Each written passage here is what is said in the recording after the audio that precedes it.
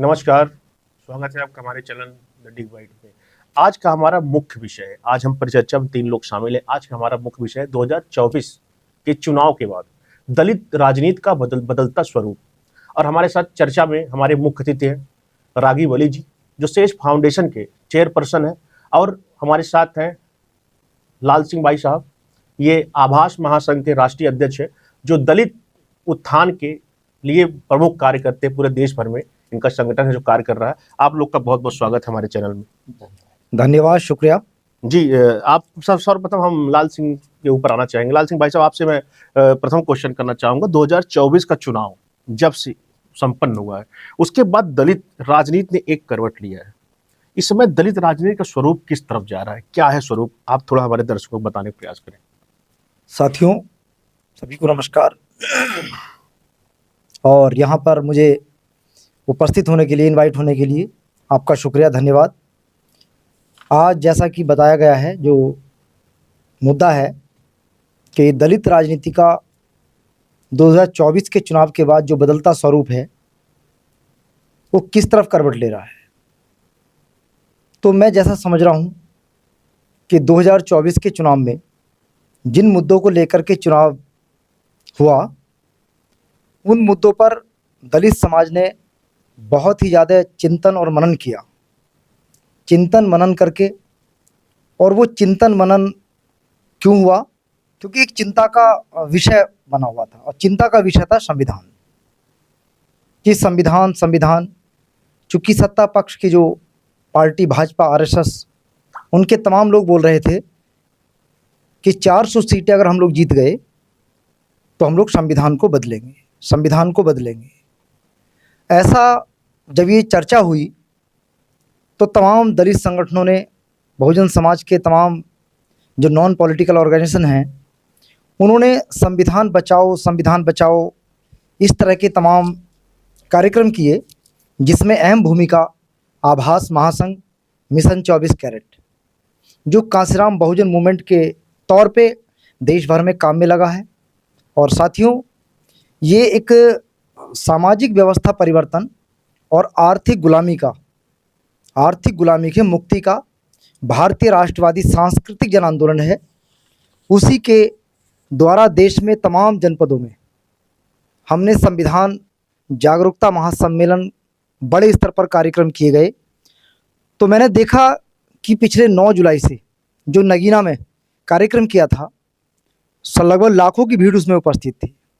वहाँ से एक हवा चली, और फिर उसके बाद हम लोगों ने तमाम जो उत्तर प्रदेश के ज़िलों में, छत्तीसगढ़ के ज़िलों में, मध्य प्रदेश के ज़िलों में जो आंदोलन चलाया, उससे तमाम दलित जो नॉन पॉलिटिकल ऑर्गेनाइजेशन थे, उनमें एक जो भय था संविधान परिवर्तन होने का, संविधान बदलने का, उन्होंने बिल्कुल चिंता और इस पर मनन करके काम किया। और पूरे देश में एक हवा चली, उस पर तमाम पैदल यात्राएं, तमाम तरह के कार्यक्रम आयोजित किए गए दलितों के द्वारा। तो उसके दौरान चुनाव में जो वोटिंग की गई, वो देखा गया कि उत्तर प्रदेश सहित पूरे देश में दलितों की राजनीति को लोगों ने समझा, दलितों ने खुद समझा कि जहाँ तक एक मुख्य नाम है दलित राजनीति में मायावती जी का। तो मायावती जी के विषय में लोगों में चर्चा ये चली कि वही मायावती जी दलितों के मुद्दों पर, या बहुजन समाज के जो और दूसरे समाज हैं, ख़ास तौर से जैसे अल्पसंख्यक कहें हम लोग, ओबीसी पिछड़ी जाति के लोगों के मुद्दों पर मायावती जी, अब वो शैली और वो जो उनका एक ढंग था दलितों की राजनीति, बहुजन राजनीति का, वो कहीं ना कहीं पीछे हटा है, शांत हुआ है।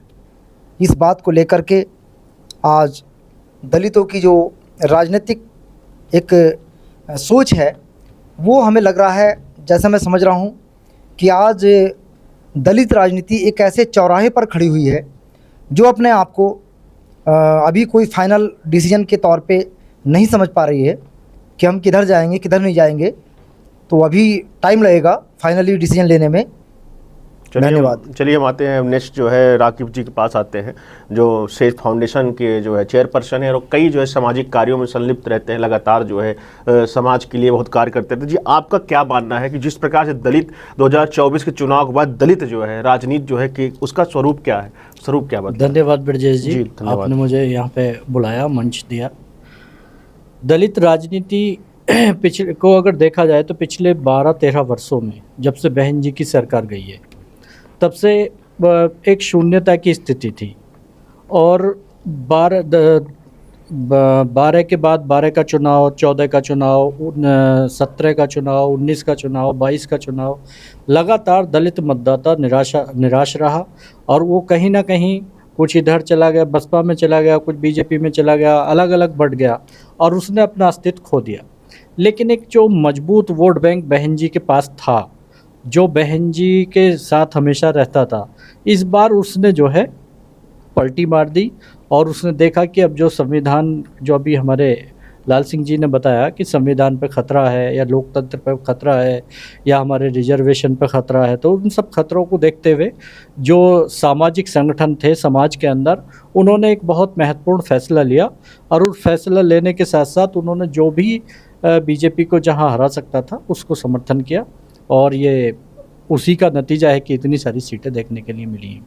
लेकिन इस बार के चुनाव में एक ऑप्शन, विकल्प के तौर पे एक दलितों में जो हम कह सकते हैं कि जो आप आज की तारीख में बसपा बहुजन समाज पार्टी देखते हैं, ये दरअसल पिछले सदियों से जो एक ब्राह्मण समाज या कहें कि दलित समाज के प्रति जो एक समाज में ताने बाने में एक नाराज़गी थी, उसका क्लाइमैक्स था जो बाबा साहब से होते हुए मान्यवर कांशीराम जी ने जो एक राजनीतिक रूप दिया और बहन जी ने भी उसको आगे बढ़ाया और 4 बार उत्तर प्रदेश की मुख्यमंत्री रहीं और उन्होंने भी जो है समाज के लिए कार्य किए। लेकिन पिछले 10-12 वर्षों में वो बहुत ही ज़्यादा इनएक्टिव मोड में चली गई। और देखा जाए तो जिस तरह से कांग्रेस पार्टी को कहा जाता था कि वो केवल अपने ऑफिस की राजनीति करती है, उसी तरह से उसी फॉर्मेट को जो है बहन जी ने फॉलो किया और वो भी ऑफिस की राजनीति करने लगी। चुनाव आया तो बाहर आ गई और उन पर यहाँ तक आरोप लगने लगे कि ये बीजेपी की बी टीम है। लेकिन फिर भी 3-4 चुनाव लगातार दलित समाज ने देखे और उसके बाद उन्होंने फैसला लिया। और बहन जी क्योंकि एक उनके सामने कोई विकल्प नहीं होता था, ऑप्शन नहीं था, मतलब कहें तो कि कंपटीटर नहीं था, लेकिन समाज ने इस बार एक कंपटीटर दिया और उसी भूमि से दिया जिस भूमि से जो है बहन जी की राजनीति परवान चढ़ी। और बिजनौर ने जो है उसमें अहम भूमिका अदा की। बिजनौर खासकर नगीना बिजनौर की ही लोकसभा क्षेत्र आता है एक दूसरा। तो उसने चंद्रशेखर को पार्लियामेंट में भेज के अपने सामने, या तो बहन जी मैदान में आ जाओ, आप सही करके समाज के लिए काम करो, नहीं तो अब हमारे पास दूसरा विकल्प भी है जी। तो ये एक जो है, अगर कहें कि जो ग्लोबलाइजेशन के अगर हम आर्थिक तौर पे देखें कि मार्केट का जो कॉन्सेप्ट होना चाहिए प्रतिस्पर्धा का होना चाहिए, तो समाज ने जो है प्रतिस्पर्धा बहन जी के सामने दे दी है। और अब बहन जी को जो है ये अपना अस्तित्व बचाना है, जो एक राष्ट्रीय पार्टी की कर्ता धर्ता है, 4 बार की मुख्यमंत्री हैं और पूरे देश के अंदर उनके पास आज की तारीख में एक भी सीट नहीं है कहीं भी। अब बस एक सीट है उत्तर प्रदेश में, वो भी विधानसभा की, बाकी कोई उनका जनप्रतिनिधि वर्तमान में देश के अंदर नहीं है। अब उनके सामने एक ऐसा विकल्प दे दिया है चंद्रशेखर जी के तौर पे, जो वो कहीं भी कोई भी घटना होती है तो वो ज़मीन पर पहुंच जाते हैं। अब मैं कहूं तो जी, चलिए, मैं आपने बहुत सही बात जो है चंद्रशेखर का जिक्र किया है, तो मैं आपसे बात करना चाहता हूं कि अब यूपी की दलित राजनीति का भविष्य क्या होगा, खासकर यूपी के परिप्रेक्ष्य में आपको क्या लगता है दलित राजनीति का भविष्य क्या होगा? देखिए, अगर एक चीज़ और मैं थोड़ा सा प्रकाश डालना चाह रहा था। जी डालिए। मैं ये कहना चाहूँगा कि जो बाबा साहब ने ऑर्गेनाइज्ड रूप में समाज के लिए कार्य किया और जिस समाज से लड़कर उन्होंने अधिकार प्राप्त किए, और वो दलित समाज के जो संगठन या राजनीतिक पार्टियां अलग अलग उन्होंने अपना बेनिफिट उठाया। अगर देखा जाए तो पिछले कुछ समय से 10-12 वर्षों से दलित समाज के राजनेताओं ने कोई अच्छा कार्य नहीं किया, उन्होंने समाज को निराश किया। अगर देखा जाए महाराष्ट्र की हम बात करें तो महाराष्ट्र में रामदास अठावले ये बाबा साहब की पार्टी को ही आगे बढ़ाते हैं, लेकिन वो कहीं ना कहीं बीजेपी से ही जो उन्होंने समझौता कर लिया। प्रकाश अंबेडकर जो उनके परिवार के उनके वंशज हैं, जी जी। उन्होंने भी जो है कहीं ना कहीं इनडायरेक्टली कोई जो है समाज के लिए रोल अदा नहीं किया, और इंडिया गठबंधन का पार्ट होते होते भी उन्होंने अपने आप को अलग कर लिया और वो निर्दलीय चुनाव मैदान में कूद पड़े। अगर बिहार के अंदर देखें, बिहार के अंदर चिराग पासवान, आपके जीतन राम मांझी, उत्तर प्रदेश में भी निषाद, या पूरे देश में कहीं भी उठाकर देख लीजिए कि बीएसपी को छोड़कर, बीएसपी रही बाहर जरूर रही, लेकिन कहीं ना कहीं पब्लिक ने समझ लिया कि ये जो बीजेपी के लिए काम कर रही हैं ये मजबूती से चुनाव नहीं लड़ रही हैं। तो दलित समाज की राजनीति बिल्कुल एक तरह से देखा जाए तो वो अपने मार्ग से हट गई थी, विचलित हो गई थी। अब समाज ने ही उनको मार्ग दिया है कि या तो सुधर जाओ, आप मार्ग पर ठीक से चलो, नहीं तो जनता जो है आपका विनाश कर देगी। तो चलिए हम इसी क्वेश्चन पे हम लाल सिंह जी से बात करेंगे। जी, आपको क्या लगता है दलित राजनीति का भविष्य, खासकर यूपी के परिप्रेक्ष्य में क्या दिखता है आपको? आप लगातार जो है यूपी में एक्टिव हैं, आपको क्या दिखता है, क्या बताइए, आप हमारे दर्शकों को बताना चाहेंगे? क्योंकि आप जो मालूम कर रहे हो, जो आपने क्वेश्चन रखा है कि यूपी में दलित राजनीति का भविष्य क्या हो, जी, तो देश भर की बात हम ना करते हुए यूपी की ही बात करेंगे। तो मुझे लग रहा है कि अभी दलित राजनीति, मैंने अभी बताया था आपसे कि ऐसे चौराहे पर खड़ी है कि अभी मार्ग नहीं दिखाई दे रहा है। तो भविष्य में अभी दलित राजनीति और बिखरने के मुझे आसार लग रहे हैं। अभी कलेक्टिव रूप में दलित राजनीति सामने नहीं आएगी। 2027 का भी चुनाव मुझे लग रहा है। तो अब जैसे बहन जी मायावती जी हैं, उनका प्रयास रहेगा कि वो अपने जो भतीजे हैं आकाश आनंद जी, छोटे भाई हमारे, वो चाहेंगे कि वो उनको इस्टेब्लिश किया जाए। और उधर जो चंद्रशेखर जी हैं वो भी पूरा प्रयास करेंगे। लेकिन जहाँ तक चंद्रशेखर की बात है तो मैं कहूँगा कि चंद्रशेखर वो जाति के आधार पर राजनीति कर रहे हैं, और जाति की राजनीति कहीं ना कहीं जो है वो बहुजन मिशन और मूवमेंट की बात पीछे छोड़ दे रहे हैं। इसलिए अगर मायावती जी ने अच्छे से मुद्दों को उठाया समाज के अंदर, और समाज के बीच जाकर के आकाश आनंद ने काम किया, मेहनत की, तो हो सकता है कि वो इस्टेब्लिश हो सकें। और नहीं तो आने वाले समय में बसपा का ग्राफ तो गिरेगा ही, ऐसा मुझे लग रहा है, अगर आकाश आनंद ने काम नहीं किया तो। अच्छा, देखा जाए तो आकाश आनंद लगातार जो है तीखी प्रतिक्रिया दे रहे थे चुनाव प्रचार के दौरान, तभी उनको जो है मायावती ने उनको निष्कासित कर दिया, पार्टी से उनको निलंबित कर दिया उनको जो है। तो इस पर क्या बोलना चाहेंगे? एक तरफ आकाश आनंद आक्रामक मूड में थे, पर उनको बीच में ही उनको रोक लिया। क्या ही कोई पॉलिटिकल दबाव था, राजनीतिक दबाव था, या मायावती की सोची समझी राजनीति थी? ये मायावती जी की सोची समझी एक राजनीति थी जी। क्योंकि मुझे लगा कि समाज में ना कोई ज़्यादा काम किया आकाश आनंद ने, ना बहुत ज़्यादा महत्वपूर्ण कोई रोल निभाया राजनीति में। उसके बावजूद भी उन्होंने आनंद फानन में परिवारवाद की राजनीति को पार्टी में हावी करके और अपने भतीजे को पार्टी का मुखिया, उत्तराधिकारी और राष्ट्रीय कोऑर्डिनेटर बनाया। अपनी मर्जी से बनाया, क्योंकि उनकी खुद की पार्टी है। वो समझते हैं कि मेरे खुद के परिवार की, मेरे पूर्वजों की पार्टी है, और मेरे कहना चाहिए कि परिवार की पार्टी है। अपनी मर्जी से बना दिया उनको, अपनी मर्जी से हटा दिया, ताकि एक ये मतलब एक चालाकी थी बहन जी की, समझो, या उनके आसपास के लोगों की, कि ताकि समाज में एक ऐसा संदेश जाए कि देखो मायावती किसी को नहीं बकसती। ऐसा उनके बारे में बोलते हैं ना जी, कि अगर कहीं भी पार्टी के अंदर कोई ऐसा चीज़ों का उल्लंघन होता है तो वो किसी को नहीं बकसती। वैसे ही उन्होंने संदेश दिया। लेकिन अब 40-44 दिन के बाद फिर से मायावती जी ने अपने भतीजे को राष्ट्रीय कोऑर्डिनेटर और उत्तराधिकारी घोषित किया, और वो कहा उस समय पे जब हटाया था कि ये अभी अनमेच्योर है। चलिए राकीब जी, आपको तो क्या 40 दिन के बाद वो मैच्योर हो गए? तो उनकी मर्जी से हटाया गया, उनकी मर्जी से बनाया। इसमें समाज का कोई बहुत ज़्यादा रोल नहीं। चलिए मैं राकीब जी के पास आना चाहूँगा। राकीब, जैसे कि इन्होंने कहा कि मायावती जी परिवारवाद को लेकर चल रही, इस पर क्या कहना चाहेंगे आप? क्या वाकई मायावती भी परिवारवाद से जो है अछूती नहीं रही? देखिए, परिवारवाद की जहाँ तक बात की जाए ब्रजेश जी, तो परिवारवाद तो हर पार्टी के अंदर है, और हर पार्टी के अंदर नहीं, मैं कहूँगा कि जो भी नेता बन जाता, चाहे वो सांसद हो, विधायक हो, वो उस परिवारवाद का हिस्सा बन जाता है। लेकिन मैं इसको गलत भी नहीं मानता। इसको गलत इसलिए नहीं मानता कि लोकतंत्र की यही खूबसूरती है, अगर जनता को परिवारवाद पसंद नहीं है तो वो उसको नकार दे। अब यहाँ पर जब बात परिवारवाद की आती है तो यहाँ भी परिवारवाद चलेगा, वो भी एक अपना मजबूत उत्तराधिकारी घोषित करेंगी। हाँ, ये एक जो अभी लाल सिंह भाई ने ये बताया कि उन्होंने पहले 40 दिन पहले उनको हटा दिया, अयोग्य करार दे दिया, और 40 दिन के बाद उनके अंदर कौन सी योग्यता आ गई, जी। ये जरूर एक सवाल खड़ा करता है बहन जी की राजनीति पर। अच्छा, ये क्या आपको लगता है, एक तरफ एक युवा राजनीति है, राजनीतिक का इसमें राजनीति में आए हैं, दलित राजनीति कर रहे हैं चंद्रशेखर जी, और एक तरफ हैं आकाश आनंद, जनता दलित किसको जो है दिल से किसका स्वागत करेंगे, इस पर आपका क्या मूल्यांकन, आप एक तरफ इस पर प्रकाश डालिए। देखिए, अगर दोनों कंपेयर करें तो दोनों की कंपेयर करने के लिए हमें जो है थोड़ा सा राहुल गांधी की राजनीति को जी बताइए। धरातल पे लाना होगा। जी लाइए। राहुल गांधी को भी जो है विपक्ष ने पूरा पप्पू करार दे दिया था, और यहाँ तक जो है उनके खिलाफ उनकी इमेज को ख़राब करने के लिए काम किया गया, और कहीं कहीं राहुल गांधी जी जो है इमेच्योर बात भी कर जाते थे। लेकिन जब उन्होंने ज़मीन पर उतरे और अपनी जो है भारत जोड़ो न्याय यात्रा और भारत जोड़ो यात्रा और भारत जोड़ो न्याय यात्रा, दोनों यात्राएं निकाली और समाज को तरीके से समझा, उसके बाद उनके अंदर बहुत बड़ा चेंज आया। और आज देखिए कि पार्लियामेंट के अंदर विपक्ष के नेता के तौर पर उन्होंने जो एक सरकार के सामने मजबूत विपक्ष होना चाहिए था, उसका विकल्प उन्होंने प्रस्तुत किया है।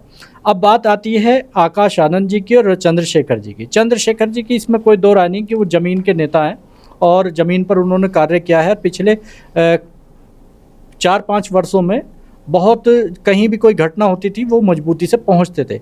लेकिन पिछले कुछ दिनों में मुझे एक आश्चर्यजनक घटना हुई कि उनके एक पदाधिकारी गाइडलाइंस जारी करते हैं सांसद बनने के बाद कि कार्यकर्ता जब उनको टाइम दिया जाए तभी मिलने के लिए आए, अन्यथा उनके खिलाफ अनुशासनात्मक कार्रवाई की जाएगी। तो कहीं ना कहीं ये जो मुद्दा चंद्रशेखर जी ने अपनाया है, तो ये वही एक तरह से स्टेप है जो बहन जी के यहाँ कहा जाता है कि बिना जो है कार्यकर्ता से मिलने के लिए उनको जो एक लंबा इंतजार करना पड़ता है, लंबी कतार से गुजरना पड़ता है। तो वही प्रक्रिया, वही प्रोसेस उन्होंने भी स्टार्ट कर दिया है। तो मुझे नहीं लगता कि अगर चंद्रशेखर इसी आइडियोलॉजी को, इसी तौर तरीके को फॉलो करेंगे और जनता से अपने को थोड़ा सा दूर कर लेंगे, तो आने वाले टाइम में जनता उनको भी नकारेगी। अब जहाँ तक आप बात कर रहे हैं आकाश आनंद जी की, अगर आकाश आनंद जी वर्तमान में यही अपनाएंगे कि ऑफिस से राजनीति करना या जहाँ पे कोई प्रोग्राम हुआ केवल वहाँ जाए और भाषण दिया और चले आए, तो मैं समझता हूँ वो राजनीति कामयाब नहीं होगी। अब जनता दलित राजनीति ही नहीं, अब जनता चाहती है अपने नेता से कनेक्टिविटी। वो नेता बनेगा जो जनता से कनेक्टिविटी बनाकर रखेगा। अब चाहे उसमें चंद्रशेखर जी हों या चाहे उसमें जो है मायावती जी हों, अगर ये जन यात्रा नहीं निकालेंगे, पद यात्रा नहीं निकालेंगे, लोगों से जुड़ेंगे नहीं, कहीं दलित समाज या किसी भी दूसरे वंचित समाज या किसी भी समाज के प्रति जुल्म होता है, अगर ये लोग वहाँ नहीं जाएंगे तो मैं नहीं समझता कि इनको जनता अपनाएगी। अब एक खुला मंच है, ये इस बार के इलेक्शन ने 2024 के ने एक खुला मंच दे दिया है। अब दलित समाज के अंदर से ही, अब अगर वो कहते हैं कि वंशवाद की राजनीति बहन जी कर रही हैं, तो वंशवाद की राजनीति को हटा के जनता ने एक जो है विकल्प पेश कर दिया कि हम जो है चंद्रशेखर जैसे को भी आगे पहुंचा सकते हैं जी। तो अब दलित समाज में जो योग्य होगा वो उभर कर आएगा और वही नेता बनेगा और जनता उसको बनाएगी नेता। इसमें कोई दो राय नहीं कि अब जनता जो है खुले मन से अब किसी भी नेता को स्वीकार करेगी, बशर्ते वो वास्तविक मुद्दों को उठाए और जनता के बीच मजबूती से पहुंचे और कनेक्टिविटी बरकरार रखें। जी, चलिए हम लाल सिंह जी पे आते हैं। लाल सिंह जी, आपसे मेरा अगला क्वेश्चन है जो है इसी विषय में क्वेश्चन है कि मायावती जी का अगला कदम क्या होगा? अब मायावती जी का अगला कदम जैसा मैं समझ रहा हूँ, मैंने अभी बताया था, और उसमें मैं एक चीज़ जोड़ना चाहूँगा, 2027 का विधानसभा चुनाव है, कितना एक्टिव मोड में मायावती जी कार्य करेंगे और इनका अगला कदम क्या होगा? किस प्रकार से, जिस प्रकार देख रहे हैं आप जो है एक युवा नेता, उनके ही समाज से उभर के सामने आया, पहली बार दूसरी बार उन्होंने वो संसद में इस बार जो है संसद शपथ लिया उन्होंने, अब मायावती जी का अगला कदम क्या होगा, इस पर आप क्या कहना चाहते हैं? जहाँ तक मुझे लगता है मायावती जी के अगले कदम की, तो अभी जो मेरे मित्र, मेरे भाई राघवी ने बताया कि जो ज़मीन पे उतर करके काम करेगा उसको लाइक करेगा दलित और फिर उसी को अपना नेता मानेगा। ये बिल्कुल सच है, मैं मानूंगा ये बात।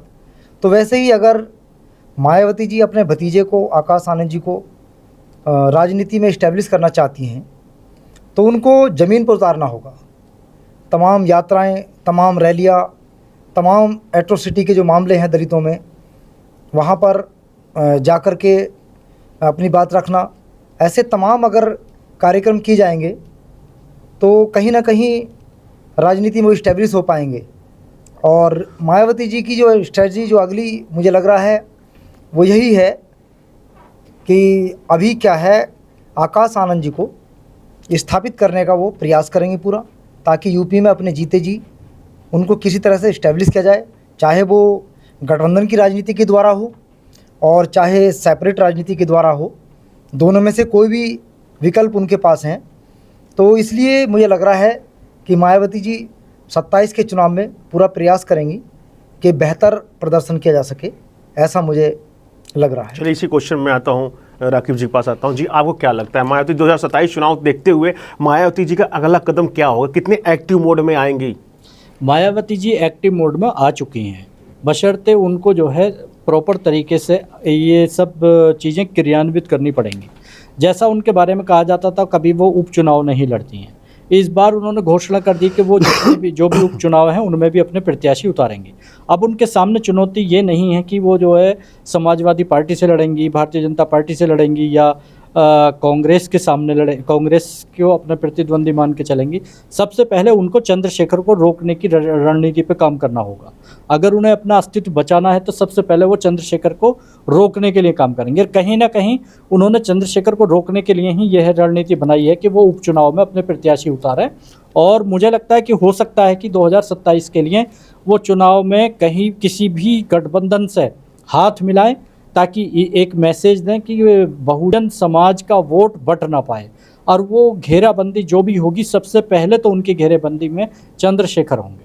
आज की तारीख में अगर देखा जाए तो सबसे ज़्यादा अगर कोई परेशान हैं तो बहन जी होंगी, क्योंकि उनके सामने एक बहुत बड़ी चुनौती खड़ी हो गई है। जो वोट बैंक उनका नहीं बटता था, दूसरा विकल्प उनके सामने नहीं होता था, आज विकल्प हो गया। तो अपना वोट बैंक रोकना, अपने अस्तित्व को बनाना। और बहन जी 4 बार की मुख्यमंत्री रही हैं, एक सुलझी नेता हैं, तो उनका कदम यही होगा कि किसी भी तरह से चंद्रशेखर की घेराबंदी की जाए। अब चंद्रशेखर उनकी घेरेबंदी में आते हैं नहीं आते हैं, ये वक्त बताएगा। और क्या कमाल कर पाती हैं, ये अच्छा, सब अगर देखने बात करें राकीब जी, दलित वोटरों का रावण की तरफ बढ़ता रुझान, बढ़ता झुकाव क्या दिखाता, क्या प्रदर्शित कर रहा है इस समय? देखिए, अगर ब्रजेश जी कहा जाए, मैंने पिछले कुछ समय से देखा है, जब 2012-13 में दिल्ली के अंदर अन्ना आंदोलन हुआ था और अन्ना आंदोलन के बाद केजरीवाल की पार्टी का गठन हुआ। केजरीवाल ने 26 सीट पहले चुनाव में जीती थी। 26 सीट जीतने के बाद में मैं समझता हूँ मैंने दिल्ली एनसीआर में एक आंधी सी देखी थी। लोग गाड़ियाँ भर भर के आते थे और उनका जो है पार्टी की सदस्यता लेते थे। वर्तमान में जो मैं देख रहा हूँ, तो मुझे जो देखने के लिए मेरे स्रोतों से जो जानकारी हासिल हुई या मैंने खुद डायरेक्टली देखा, तो इस टाइम आज़ाद समाज पार्टी से जुड़ने के लिए भी दलित समाज ही नहीं, दूसरे समाज में भी जो लोग जो है दलित समाज के वोट बैंक हासिल करके अपना नेता बनना चाहते हैं, उन लोगों की एक लंबी कतार लगने लगी है। अब अगर बहन जी बहुत जल्दी अपने दरवाजे सबके लिए खोलती हैं तो इसको आंधी को रोका जा सकता है। अदरवाइज़ मैं यही कहूँगा कि अगर चंद्रशेखर बहुत समझदारी से काम कर गए तो वो बहन जी के सामने एक बहुत ही बड़ी चुनौती बन के खड़े हो जाएंगे। उनको रोक पाना बहुत ही ज़्यादा मुश्किल कहें क्या नामुमकिन हो जाएगा। जी, चलिए हम आते हैं लाल सिंह जी पे। लाल सिंह जी, अब आपसे लास्ट क्वेश्चन यही, इसके बाद हम इस चर्चा को समाप्त करेंगे। लास्ट क्वेश्चन मेरा, अगर देखा जाए तो आपकी भी कर्मभूमि वही है जो चंद्रशेखर आज़ाद की है, आपकी कर्मभूमि वही है जो मायावती जी थी, तो आभास महासंघ आज अपने आप को कहाँ स्टैंड कर रहा है, कहाँ पा रहा है, इस पर क्या बोलना चाहेंगे आप? जैसे आपका संगठन जो है आभास महासंघ, इसमें कहाँ स्टैंड कर रहा है? अभी जहाँ तक संगठनों की बात है तो देश भर में तमाम संगठन दलितों के काम कर रहे हैं, छोटे स्तर पर, बड़े स्तर पर। जहाँ तक है आभास महासंघ मिशन 24 कैरेट का जिक्र है, तो मैं बता दूं आपसे कि मायावती जी भी नगीना बिजनौर से अपनी राजनीति को आगे बढ़ाया और चंद्रशेखर जी भी सहारनपुर से आकर के बिजनौर नगीना से अपनी राजनीति को आगे बढ़ाया। ऐसे अकेले 2 ही लोग नहीं हैं, इसमें और भी लोग हैं। अच्छा, यहाँ 2 मिनट, ये क्या ऐसा रहा है, ये नगीना का जो ये भूमि है, ऐसा क्या वहाँ पे समीकरण है जो जितने भी दलित राजनेता बड़े बड़े हुए सब वहीं से अपनी स्टार्टिंग करते, इसको थोड़ा हमारे दर्शकों को बता हाँ दें। बिल्कुल बताऊंगा, मैं बताऊंगा बिल्कुल। जी। अभी जैसे मीरा कुमार जी रही हैं, तो जगजीवन राम जी की बिटिया हैं, वो भी वहाँ से सांसद रही हैं। पासवान जी वहाँ से लड़े हैं चुनाव, हालांकि वो 5000 वोटों से हार गए थे उस समय पर। तो अभी मुजफ्फरनगर से डॉक्टर यशवंत जी रहे, और पीछे अभी जो 2019 का चुनाव था तो मुरादाबाद से गिरीश चंद जी रहे। मेरा कहने का तात्पर्य ये है कि नगीना बिजनौर जो लोकसभा सीट है, अभी जो आपने कहा कि क्या जी, ऐसा समीकरण है जी, जो वहाँ से बड़े राजनेता लड़े। 51 में 56 में चुनाव हुआ, पहला चुनाव तो 51 में हुआ लोकसभा का आम जी। चुनाव। तो गुजरात महाराष्ट्र से कांग्रेस ने रामानंद शास्त्री जी को वहाँ से 2 बार सांसद बनवाया, और हमारे जो दलित वोटर हैं उन्होंने वहाँ से दोनों बार उनको सांसद बना के भेजा। अब इसका समीकरण की बता दूं मैं आपसे, क्यों नगीना पहले जो है बिजनौर लोकसभा सीट हुआ करती थी। अब बिजनौर लोकसभा सीट जब 2008 का परिसीमन हुआ तो उसमें बिजनौर को लगभग 3 लोकसभा सीटों में विभाजित किया गया। एक सेपरेट सीट नगीना सुरक्षित सीट, वो बिजनौर में शामिल है। दूसरा बिजनौर एक अपने आप में अलग लोकसभा सीट है, और एक विधानसभा सीट बिजनौर की बढ़ापुर, वो मुरादाबाद में शामिल की गई है। तो जो नगीना लोकसभा सीट की बात है, मैं बताना चाहूँगा कि उसमें ख़ास तौर से चमार जाटव और मुस्लिम अपने आप में इतनी संख्या बल रखता है कि अगर और किसी जाति या धर्म का वोट भी ना मिले तब भी यहाँ से कोई भी प्रत्याशी हो, अगर दोनों का वोट एकत्रित हो जाए तो वो प्रत्याशी भारी बहुमत से जीतने का दम रखता है। उसी बल पर चंद्रशेखर भाई और बहन जी और जो गिरीश चंद जी भी पिछली बार जब गठबंधन रहा चुनाव जीते। अब इस बार भी भले ही चाहे गठबंधन से ना लड़े हों चुनाव हमारे छोटे भाई चंद्रशेखर, लेकिन मुस्लिम और चमार खास तौर से जाटव दोनों का ऐसा पैक्ट हुआ, ऐसे समीकरण बने कि दोनों ने तय किया कि भाई भाजपा के प्रत्याशी को हराया जाए। तो कैसे हराया जाए, तो दोनों मिलकर के ही हरा पाए, और यही एक समीकरण मेन है। और इसी समीकरण के आधार पर जो है वहाँ से दलित राजनीति का चेहरा निकल कर के आता है। धन्यवाद। तो ये थी हमारी अब तक की परिचर्चा दलित राजनीति पर। 2024 में दलित राजनीति के बदलते स्वरूप पे हमने बात की रागी वली जी से, और बात की जो है लाल सिंह भाई साहब से, जो आभास महासंघ के जी अध्यक्ष हैं। तो ऐसे ही रोचक खबरों के लिए, ऐसे ही परिचर्चाओं के लिए बने रहें द बिग बाइट पे। नमस्कार, शुक्रिया, धन्यवाद।